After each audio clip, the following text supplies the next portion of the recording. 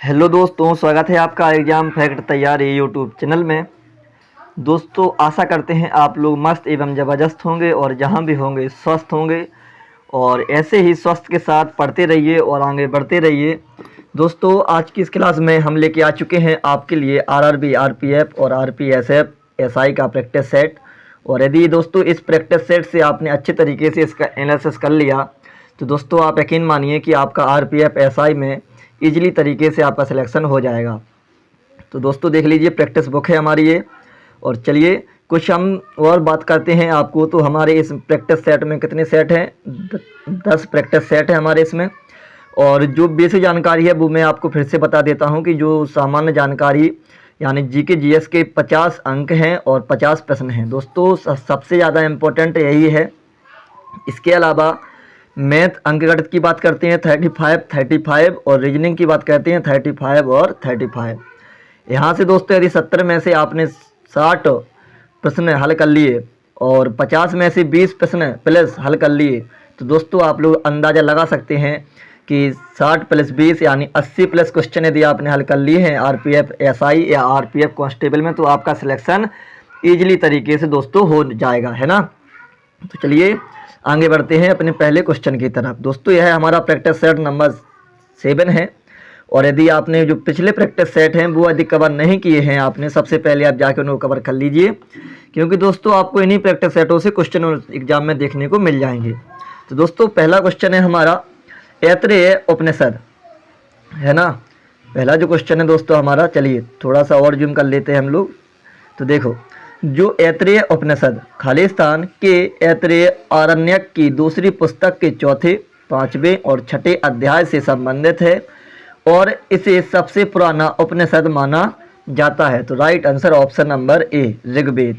और दोस्तों 4 ऑप्शन आपको हर प्रश्न में मिलेंगे और आखिरी में आपको कमेंट में बताना है कि 50 में से आपसे कितने प्रश्न बने हैं, है ना, क्योंकि दोस्तों यही स्कोर आपको एग्ज़ाम की क्वालिफाई की तरफ लेके जाएगा, है ना। तो चलिए नेक्स्ट क्वेश्चन, अशोक के अधिकांश शिलालेख खाली स्थान भाषा में थे जबकि उपमहाद्वीप के उत्तर पश्चिम में पाए गए शिलालेख आरंभिक और यूनानी भाषा में थे।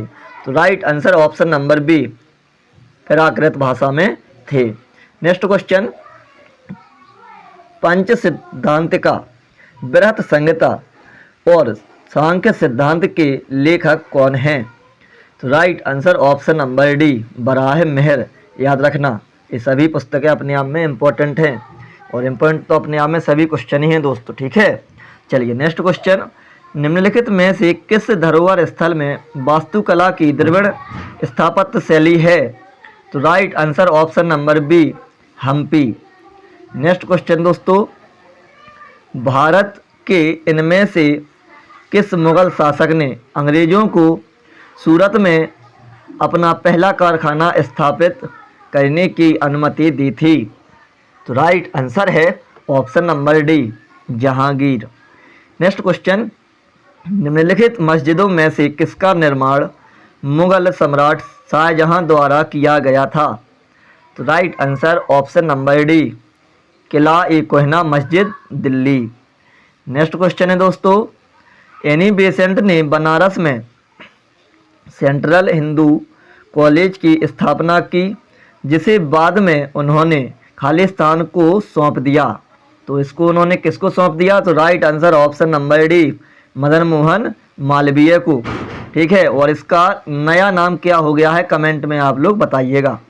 नेक्स्ट क्वेश्चन, ब्रिटिश शासनकाल के दौरान खालिस्तान की रोकथाम करने के लिए सन 1929 में शारदा अधिनियम पारित किया गया था। राइट आंसर है दोस्तों ऑप्शन नंबर सी, बाल विवाह के लिए। चलिए आगे बढ़ जाते हैं, किस ब्रिटिश प्रधानमंत्री ने क्रिप्स मिशन को भारत भेजा था? तो right answer option number B, Winston Churchill. Next question, मार्क्सवाद के अनुसार खालिस्तान विकास का तीसरा स्तर है। तो राइट आंसर है ऑप्शन नंबर डी, सामंतवाद। नेक्स्ट क्वेश्चन, भारत की तीसरी पंचवर्षीय योजना इनमें से किस वर्ष शुरू हुई थी? तो right answer option number B, 1961 में। चलिए आगे बढ़ते हैं हम लोग। देखिए आरक्षित नकदी निधि अनुपात क्या है? 4 ऑप्शन आपके पास है। इसका राइट आंसर है दोस्तों ऑप्शन नंबर बी। वाणिज्यिक बैंकों की जमा राशियों का वह अनुपात, वह न्यूनतम अंश जिसे वाणिज्यिक बैंकों को आरबीआई के पास रखना होता है। नेक्स्ट क्वेश्चन है, बैंक दर शब्द का क्या अर्थ है? इसमें भी 4 ऑप्शन तो आपके पास सभी में है, आपको बताना है अपना आंसर। और 50 में से कितने प्रश्न आपने हल कर लिए हैं वो भी आपको बताना है। और दोस्तों यदि आपने अभी तक हमारे चैनल को सब्सक्राइब नहीं किया है तो हमारे चैनल को सब्सक्राइब कर लें, साथ में बेल आइकन भी ऑन कर लें ताकि हमारी आने वाली सभी वीडियो का नोटिफिकेशन आप सभी तक पहुंचता रहे। और लाइक करें, कमेंट करें और शेयर भी करें। चलिए आगे की जानकारी देख लेते हैं। तो इसका राइट आंसर है ऑप्शन नंबर डी। केंद्रीय बैंक द्वारा वाणिज्यिक बैंक को दिए गए अपने ऋणों पर लगाई जाने वाली ब्याज दर। चलिए नेक्स्ट क्वेश्चन, अधिमांग के परिणाम स्वरूप क्या होता है? तो अधिमांग, अब देखिए ए है स्फीति अंतराल, बी है रोजगार के स्तर में वृद्धि। तो अब आपको चुनना है दोस्तों। तो इसका right answer option number B केवल ए वाला सही है। ठीक है, चलिए नेक्स्ट क्वेश्चन है दोस्तों, सौरमंडल का हीलियोसेंट्रिक मॉडल सर्वप्रथम किसके द्वारा प्रस्तुत किया गया था? तो right answer option number D Nicholas Copernicus के द्वारा। चलिए आगे बढ़ जाते हैं हम लोग। देशांतर और अक्षांश के बारे में इनमें से कौन सा कथन गलत है? गलत वाला कथन आपको बताना है। 4 ऑप्शन आपके पास है। राइट आंसर ऑप्शन नंबर ए, देशांतर कभी भी एक दूसरे को प्रतिच्छेदित नहीं करते हैं। ए वाला ऑप्शन आपका कैसा है? गलत है। बाकी ए ऑप्शन आपके सही है। ठीक है, इनको भी याद कर लेना, परीक्षा में आपको काम में आएगा, है ना। चलिए नेक्स्ट है, इनमें से कौन सा भूमध्य सागर में स्थित सबसे बड़ा द्वीप है? तो right answer option number C Sicily. चलिए नेक्स्ट क्वेश्चन, इसका आंसर हो गया सिसिली। नेक्स्ट क्वेश्चन है दोस्तों, सुएज नहर जो वाणिज्य के लिए अत्यंत महत्वपूर्ण है, निम्नलिखित में से किस देश में बनाई गई थी? तो राइट आंसर ऑप्शन नंबर ए मिस्र में। सुएज नहर कहाँ पर है? मिस्र में। मदेशी समुदाय के लोग कहाँ के निवासी हैं? मदेशी समुदाय। तो दोस्तों राइट आंसर है ऑप्शन नंबर सी नेपाल की। चलिए भारत की सबसे लंबी सीमा किस देश के साथ है? तो राइट आंसर है ऑप्शन नंबर बी बांग्लादेश के साथ। और बांग्लादेश से भारत के कितने राज्य सीमा लगाते हैं कमेंट में आप लोग बताइएगा। और ओनली बांग्लादेश ही नहीं, आपको नेपाल से ही बताना है, पाकिस्तान से भी बताना है और चीन से भी बताना है, क्योंकि यह सभी क्वेश्चन दोस्तों इम्पोर्टेंट हैं, इसका ध्यान देना। चलिए आगे बढ़ जाते हैं। भारत में स्थित उल्कापिंड द्वारा निर्मित एकमात्र झील का नाम क्या है? अच्छा क्वेश्चन है, क्वेश्चन अच्छे सभी हैं दोस्तों, आपको देख के लग ही रहा होगा। तो राइट आंसर है ऑप्शन नंबर ए लोनार झील। और यह किस राज्य में स्थित है? कमेंट में आपको बताना है। चलिए आगे बढ़ जाते हैं हम लोग। नेक्स्ट क्वेश्चन है हमारा, इनमें से कौन सी सबसे लंबी नदी है जिसका उद्गम भारत में है? तो राइट आंसर है ऑप्शन नंबर सी गंगा, जिसका उद्गम भारत में है, बिल्कुल है गंगा जी का। चलिए नेक्स्ट क्वेश्चन है दोस्तों, पुरानी जलोढ़ मिट्टी को खालिस्तान के रूप में जाना जाता है? तो राइट आंसर है ऑप्शन नंबर ए बांगर के रूप में। दोस्तों देखिए ये क्वेश्चन हमारे ग्रुप डी 2019 में मेरे ही एग्जाम में आया हुआ क्वेश्चन था। अब आप लोग समझ ही सकते हैं कि जो प्रैक्टिस सेट होता है वो कितना ज़रूरी होता है, प्रैक्टिस सेट लगाना हर किसी के लिए। नेक्स्ट क्वेश्चन है, कोडनकुलम परमाणु ऊर्जा संयंत्र कौन से राज्य में स्थित है? तो राइट आंसर है ऑप्शन नंबर सी तमिलनाडु राज्य में। नेक्स्ट क्वेश्चन है दोस्तों, चलिए भारत में किसी भी राज्य की सीमाओं को बदलने के लिए कौन अधिकृत है? तो राइट आंसर है ऑप्शन नंबर डी संसद। यह कार्य संसद ही कर सकती है। नेक्स्ट क्वेश्चन, भारत के संविधान की प्रस्तावना में प्रयुक्त शब्द गणतंत्र सूचित करता है?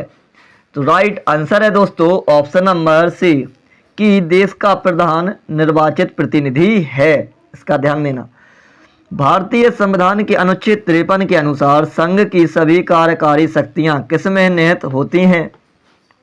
तो राइट आंसर ऑप्शन नंबर ए राष्ट्रपति में। चलिए आगे बढ़ जाते हैं। इनमें से कौन भारतीय संसद का हिस्सा नहीं है? तो राइट आंसर है ऑप्शन नंबर सी विधान परिषद। लोकसभा हिस्सा है, राज्यसभा है और राष्ट्रपति भी हिस्सा है। कल ही हमने आपको बताया था अंग कितने होते हैं, 2 अंग, लेकिन यदि हिस्सा की बात करें तो कितने हिस्सा होंगे, फिर उसमें राष्ट्रपति जी भी शामिल हो जाएंगे। चलिए, भारतीय संविधान में केंद्र एवं राज्य दोनों में संसदीय लोकतंत्र के रूप में शासन की खाली स्थान संरचना का प्रावधान किया गया है। तो राइट आंसर है ऑप्शन नंबर बी संघीय व्यवस्था का। ठीक है, नेक्स्ट क्वेश्चन है दोस्तों। चलिए आगे बढ़ते हैं। भारत के मुख्य चुनाव आयुक्त और चुनाव आयुक्तों की नियुक्ति कौन करता है? तो right answer option number D Bharat के राष्ट्रपति। नेक्स्ट क्वेश्चन है, भारतीय संविधान के किस अनुच्छेद के तहत भारत के राष्ट्रपति को आपातकाल की घोषणा करने का अधिकार है? 4 ऑप्शन आपके पास हैं, आप लोग समझ ही सकते हैं। यदि आपने थोड़ा बहुत भी पढ़ा होगा तो ऑप्शन आपका मिल जाएगा, अनुच्छेद 352। नेक्स्ट क्वेश्चन है, द्रविड़ मुनेत्र कड़कम, जिसका नाम है डीएमके, इंपॉर्टेंट पार्टी है, आपको लग ही रहा होगा इस बार जो चुनाव हुए हैं सबसे ज़्यादा अहम रोल इसी का रहा है। डीएमके की स्थापना किसने की? तो राइट आंसर है दोस्तों option number C CN Annadurai ने। ठीक है, डीएमके पार्टी द्रविड़ मुनेत्र कड़कम की स्थापना की है CN अन्नादुरई ने। नेक्स्ट क्वेश्चन है, पुलिकली, जिसका नाम है बाघ नृत्य कार्यक्रम, इनमें से किस त्योहार के दौरान होने वाली मुख्य आकर्षण है? तो राइट आंसर है ऑप्शन नंबर बी ओणम। ध्यान रखना, ओणम किस राज्य में मनाया जाता है, कमेंट में भी आप लोग बताइएगा। नेक्स्ट क्वेश्चन है दोस्तों। चलिए, किस नृत्य में कलाकार पोर्ट लुई नामक बेलनाकार स्कर्ट पहनते हैं? तो right answer option number D Manipuri में। ठीक है, इसके बाद निम्नलिखित में से किसे आधुनिक भारत की मीरा कहा जाता है? तो राइट आंसर है दोस्तों option number D Mahadevi Verma. चलिए नेक्स्ट क्वेश्चन है, चलिए दिया गया है, अर्जुन पुरस्कार किस क्षेत्र में विशिष्ट योगदान के लिए प्रदान किया जाता है? तो right answer option number C खेल के क्षेत्र में। और यह क्वेश्चन पीईटी में आया हुआ क्वेश्चन है, रिपीट हो गया है यहाँ पर, है ना। तो देख लीजिए क्वेश्चन कितने ज़्यादा इंपॉर्टेंट है इस प्रैक्टिस सेट में, वो आपको दिख ही रहे होंगे। चलिए नेक्स्ट क्वेश्चन, ओपेक का मुख्यालय कहाँ स्थित है? मुख्यालय से हर जगह क्वेश्चन पूछा जा रहा है दोस्तों, अच्छे से याद कर लेना इनको। हर प्रैक्टिस सेट में एक मुख्यालय आता ही आता है। तो राइट आंसर है option number C OPEC Vienna.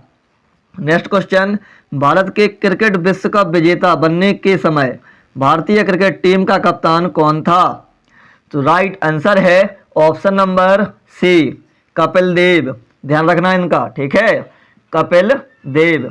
चलिए नेक्स्ट क्वेश्चन है, निम्न खेलों में से किसके साथ शब्द डबल फॉल्ट का संबंध है? कि डबल फॉल्ट हो चुका है दोस्तों इस खेल में। तो 4 ऑप्शन आपके पास हैं। राइट आंसर ऑप्शन नंबर ए टेनिस, डबल फॉल्ट टेनिस से संबंध है। नेक्स्ट क्वेश्चन, इनमें से किसे अंतर्राष्ट्रीय क्रिकेट में 500 छक्के लगाने वाले दुनिया के पहले खिलाड़ी होने का गौरव प्राप्त है? देख लीजिए 4 नाम आपके पास हैं। राइट आंसर है option number A Chris Gayle. Next question, Surajkund मेला, जिसे अंतर्राष्ट्रीय शिल्प मेला भी कहा जाता है, खाली स्थान में आयोजित किया जाता है? तो right answer option number A Haryana में। नेक्स्ट क्वेश्चन, सीरिया की राजधानी कौन सी है? तो राइट आंसर है सीरिया। अब इसमें से तो भाई मुझे समझ में नहीं आ रही, लेकिन फिर भी राइट आंसर है दमास्कस। लेकिन मैंने पढ़ी है दमिश्क। क्या आपने भी यह राजधानी पढ़ी हुई है? कमेंट में ज़रूर बताइएगा। ठीक है, सीरिया की राजधानी दमिश्क, कतर की दोहा, बहरीन की मनामा, दिनार, और अदीस अबाबा की नहीं, अदीस अबाबा किसी की राजधानी है। ठीक है, चलिए आगे बढ़ जाते हैं दोस्तों। जितना मुझे आता है उतना मैंने आपको बता दिया। नेक्स्ट क्वेश्चन है हमारा, रेडियोधर्मी पदार्थ द्वारा उत्सर्जित होने वाले विकिरण की मात्रा को खालिस्तान नामक पारंपरिक इकाई में मापा जाता है। तो दोस्तों राइट आंसर है ऑप्शन नंबर डी, क्यूरी। इसका ध्यान देना। ठीक है, नेक्स्ट क्वेश्चन, जहाज़ों में क्या मापने के लिए इकोलोकेशन का उपयोग किया जाता है? तो राइट आंसर है ऑप्शन नंबर सी, पानी की गहराई को।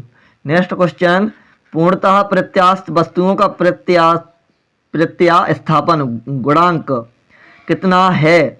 तो राइट आंसर है ऑप्शन नंबर सी, 1। पूरा 1 ही है, क्योंकि 1.0 का मतलब ही 1 होता है दोस्तों, है ना। इसका ध्यान देना आप लोग। ठीक है, चलिए नेक्स्ट क्वेश्चन है, निम्नलिखित में से कौन सा धातुओं के बारे में गलत है? आपको ये तो अच्छे से पढ़ना ही है, गलत सही क्या है क्या नहीं, और किसके बारे में? धातुओं के बारे में।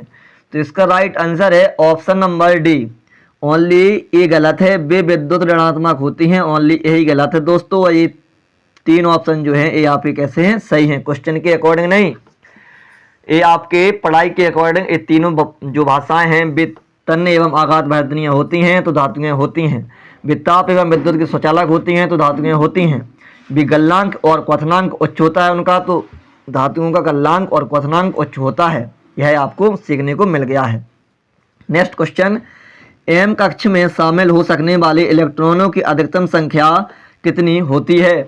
तो right answer option number C, 18 है, क्योंकि के एल एम एन इसका ये सीक्वेंस होता है, और 2 8 18 32।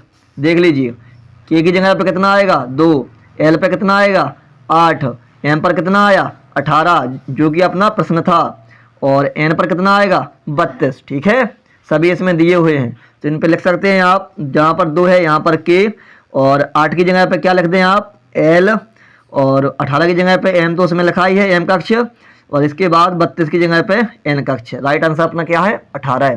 ठीक है, याद रखना। नेक्स्ट क्वेश्चन, रेडॉक्स अभिक्रिया वह अभिक्रिया है जिसमें खाली स्थान पूरा दिया हुआ है, आपको ऑप्शन बताना है कि रेडॉक्स अभिक्रिया आखिर क्या है। तो चलिए इसका राइट आंसर ऑप्शन नंबर ए दोस्तों, ऑक्सीकरण और अपचयन एक साथ होता है, इसमें ध्यान देना। ठीक है, ऑक्सीकरण और अपचयन एक साथ होता है। चलिए आगे बात करते हैं दोस्तों हम लोग नेक्स्ट क्वेश्चन पर, पौधों में पाया जाने वाला नीला, बैगनी या लाल कलर एक्सचेंज कर लें पहले तो हम, या लाल फ्लेवोनाइड वर्णक किसकी उपस्थिति के कारण होता है? तो राइट आंसर है दोस्तों option number B, anthocyanin. Next question और लास्ट क्वेश्चन। तो चलिए, और दोस्तों यदि आपको रीजनिंग और मैथ की भी प्रैक्टिस सेट लगाना है तो दोस्तों आप लोग कमेंट करिएगा, हम इनकी व्यवस्था भी आपको बहुत जल्दी ही प्रोवाइड कर देंगे पूरा। ठीक है, चलिए नेक्स्ट और लास्ट क्वेश्चन है दोस्तों, खालिस्तान लिंग निर्धारण के लिए उत्तरदायी होती हैं? तो देख लीजिए, राइट आंसर है इसका ऑप्शन नंबर सी, एलुसोम्स। याद रखना। ठीक है, ये हमने आपको 50 क्वेश्चन जीके जीएस का एक प्रैक्टिस सेट और करवा दिया है, जो प्रैक्टिस सेट नंबर हमारा 7 है, और इनसे जो पहले प्रैक्टिस सेट है आप लोग सबसे पहले उनको भी कवर कर लीजिए, है ना, क्योंकि प्रैक्टिस सेट सभी अच्छे होते हैं, और जिन क्वेश्चन आपको मिलते हैं देखने को, और यदि इनमें से क्वेश्चन कितने आते हैं वो भी मैंने आपको बता दिया है कि कमेंट में करना है कि आपसे कितने प्रश्न बने हुए हैं। और इसके अलावा आपको रीजनिंग और मैथ की भी क्लास यदि चाहिए तो दोस्तों कमेंट करिएगा, आपको रीजनिंग और मैथ की क्लास भी प्रोवाइड कर दी जाएगी। इसी के साथ हम विश्राम लेते हैं। जय हिंद, जय भारत।